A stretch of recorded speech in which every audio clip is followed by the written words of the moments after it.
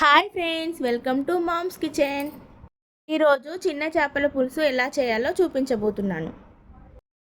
Stove on చేసుకొని గిన్నె పెట్టుకొని 3 టేబుల్ స్పూన్ల ఆయిల్ వేసుకొని పచ్చిమిర్చి, ఉల్లిపాయ, కరివేపాకు వేసుకొని ఫ్రై చేసుకోవాలి.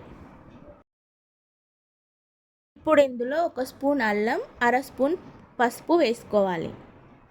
ఇప్పుడు 2 ఉల్లిపాయల్ని కాల్చి గ్రైండ్ చేసి ఇందులో వేస్తున్నాను.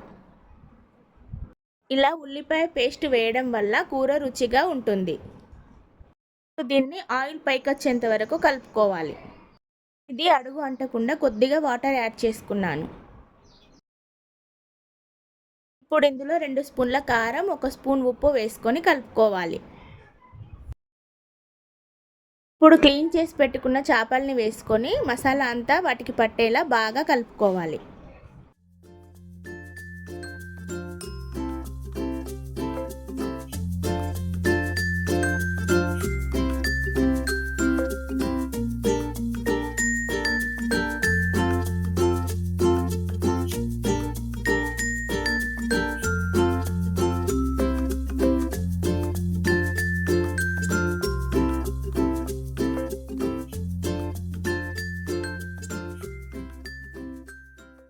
ఇప్పుడు దీంట్లో 1 కప్పు చింతపండు రసం వేసి వాటర్ కూడా యాడ్ చేసుకొని ఉడికించుకోవాలి.